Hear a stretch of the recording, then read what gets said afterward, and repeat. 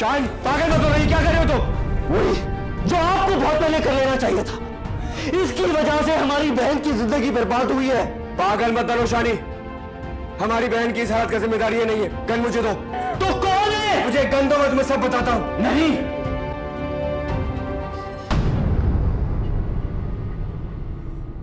अम्मी आप इसे अंदर लेके जाएंगे।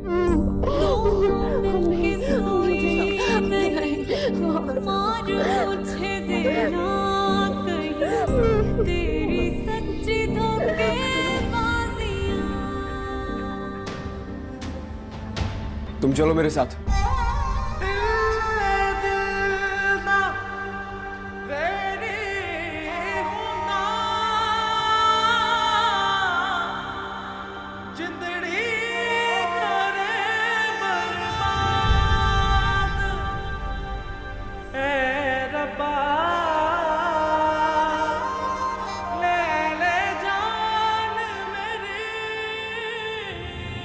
अम्मी, मुझे छोड़ के मत जाइएगा, वरना वो फिर मुझे यहाँ से ले जाएगा। प्लीज नहीं, यही रहिएगा, वरना वो मुझे भेज देगा घर से। नहीं बेटा, मैं हूं ना तुम्हारे पास, क्यों परेशान हो रही हो? मेरे होते हुए कोई तुम्हें छू भी नहीं सकता। अच्छा मेरा बच्चा।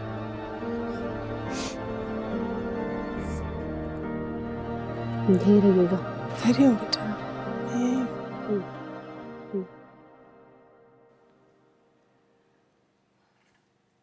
आलम, ये तो आपने बहुत अच्छा किया कि आप हमाद को अपने घर में ले आए।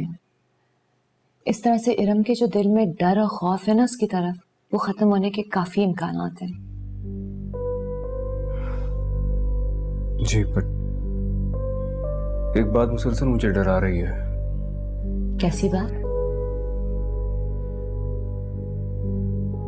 इरम कहीं हमाद के खौफ से खुद को कोई नुकसान ना पहुंचा ले। आपका खौफ जायज है। इरम जैसे पेशेंट्स अमूमन डर और खौफ की वजह से अपने आप को नुकसान पहुंचाने की कोशिश करते हैं। इसलिए आलम, मैं आपसे रिक्वेस्ट करूंगी कि घर में ऐसी तमाम चीजें जिससे इरम अपने आप को हर्ट कर सकती है, उनको इरम से दूर कर दीजिए। बट प्लीज हमाद को घर पे ही रखिएगा। देखिए, इरम और हमाद का जितना आमना सामना होगा ना, हमाद को उतने ही मौके मिलेंगे कि वो इरम को सच्चाई बता सके। हो सकता है इस तरह से इरम का डर और खौफ जो कि हमाद की तरफ है वो खत्म हो जाए, वो उसे माफ कर दे और क्या पता उसे अपनाने को भी तैयार हो जाए।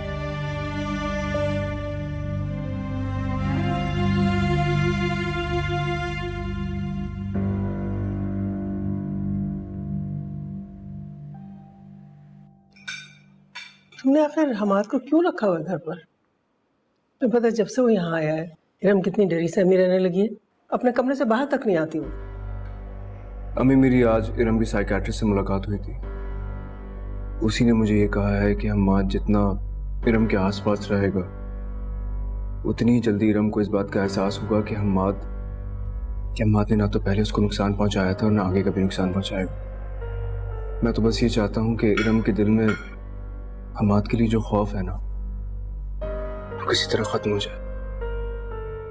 और बस कुछ दिनों की बात है, आप लोग देखिएगा, इरम को मिलने वाले हर घाव का मरहम हमाद साबित होगा और इंशाल्लाह मेरी बहन बिल्कुल ठीक हो जाएगी। अरे यार, खाना खाओ हमारे साथ।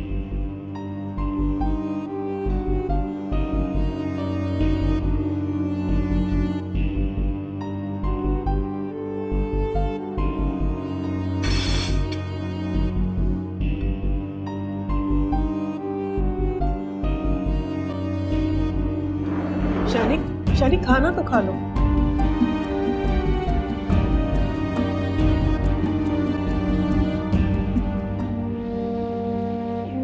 तुम खाना खाओ।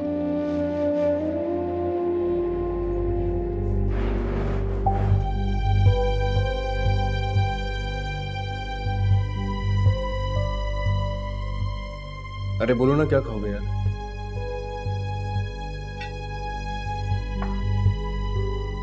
ये लो। कुछ और भी चाहिए हो तो तुम प्लीज।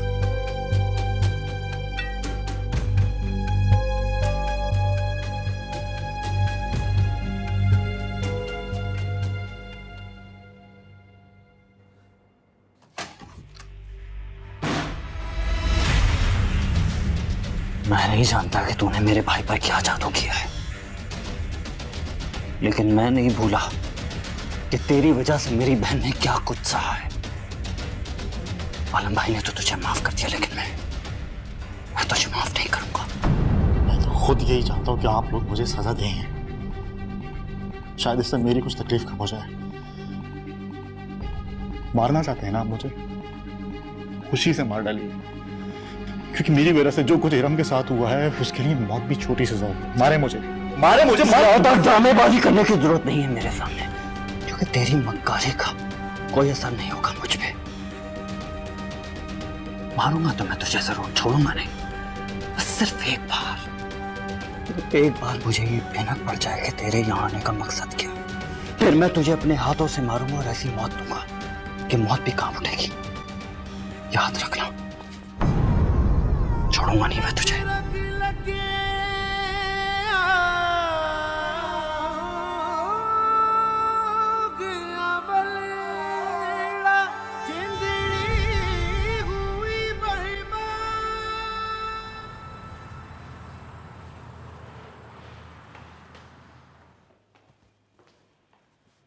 चले?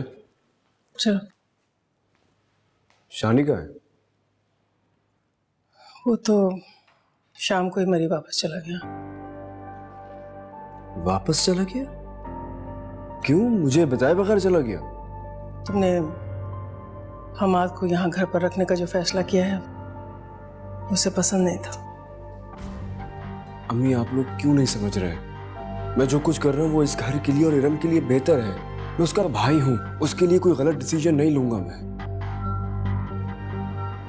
अच्छा, आप ही मुझे बताइए, जब तक हमाद इरम के आसपास नहीं रहेगा, इरम के दिल से हमाद का डर, हमाद का खौफ कैसे निकलेगा? आलम, हमाद के आने से उसका डर खत्म नहीं हो रहा है और बढ़ रहा है। पहले तो वो कभी कभार कमरे से बाहर आ भी जाती थी, लेकिन अब तो उसने डर के मारे कमरे से निकलना ही बंद कर दिया है। देखो आलम, मैंने तुम्हारी हर बात मानी। तुम हमाद को यहाँ रखना चाहते हो, शौक से रखो। तुम चाहते हो हमाद की इरम की शादी हो जाए, चलो मैं उस पर भी राजी हूँ, लेकिन जब तक इरम इस शादी पर राजी नहीं हो जाती, मैं ये शादी हरगिज़ नहीं होने दूंगी। दुनिया वालों की खातिर मैं अपनी बच्ची को जहन्नुम में नहीं झोंक सकती। कैसी बातें कर रही हैं अम्मी आप?